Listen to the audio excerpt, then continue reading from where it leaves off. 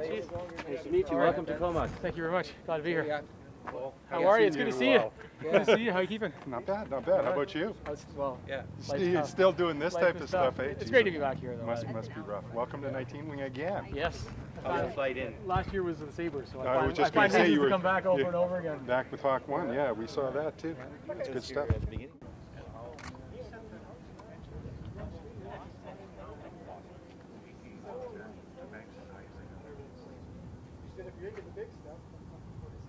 I was in Cold Lake as a fighter pilot, a test pilot. So you're flying something just slightly different than that. Slightly different, that's right. Same genre, but 50 years or so, or 40 years younger in the Hornet, and much older in this one, obviously. Well, our mission's really a year-long mission, and it's the 100th anniversary of our Canadian Navy this year. And we really want to bring the story to Canadians that we once did have aircraft as a part of our Navy, and even today have, aircraft serving alongside the Navy in critical roles, as you do here on the base. So we really want to bring that story out to Canadians. This Corsair in particular is our last Victoria Cross recipient, Robert Hampton Gray. Unfortunately, he lost his life in 1945 down in Japan. But so we've put this paint job on this aircraft, and we're bringing it around Canada to display it and let the Canadians know that we flew Corsairs with the British, and there are proud Canadians throughout history that have been involved with the Navy. Yeah, this one in particular was built in February of 1945. It's indicative of a late model Corsair as far as the Second World War goes. Beautiful radial engine. Some of the Spitfires and Mustangs people are used to have a Merlin liquid cooled. This has a big round 18-cylinder radial engine. A very different sound, very battle damage tolerant, which really helped the Corsair and a lot of the Navy aircraft stay up in the air when the Zeros were doing their thing. So it's a wonderful, wonderful airplane. The first one over 400 miles an hour back in the Second World War. Obviously, it's not quick by today's standards by any stretch, but it's just a wonderful handling machine. I flew from down near Invermere in BC is where I started my day, and I had planned to come across through Kamloops or Kelowna, and the weather down in southern BC was not great, let's say. So the poor bird was out last night in the rain for the first time in a long time, and she didn't let us down. It worked out great this morning, got out of there in light drizzle and marginal VFR conditions, so marginal visual conditions, and it just got better and better.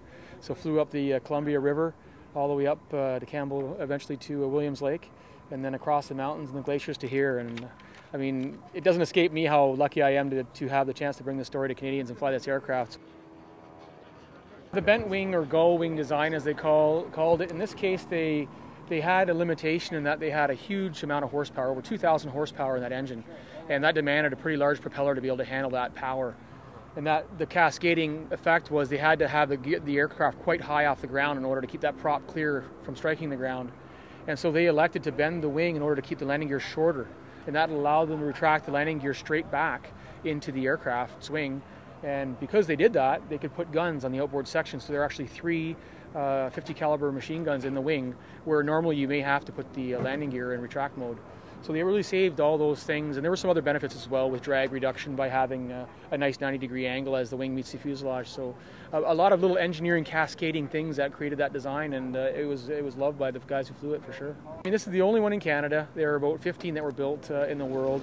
It was the longest operating piston fighter in the world as well. It flew well in the 70s with the soccer war between San Salvador and Guatemala. And actually they still have some Corsairs kicking around there where some get for restoration get acquired there. So eventually the time is up, right? And now we have missiles and radars and incredible aircraft that are much higher performance than this and much more sophisticated. But nonetheless, for the day and age of when it was built back in '45, it was really something else, and it still is.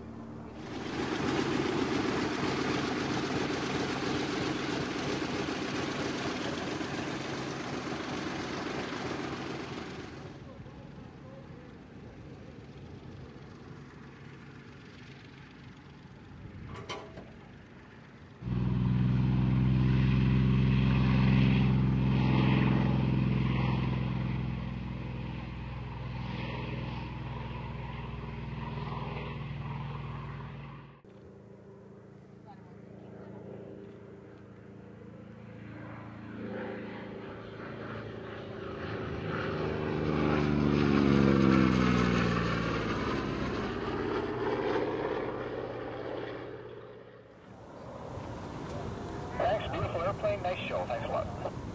Okay, thanks, Robin.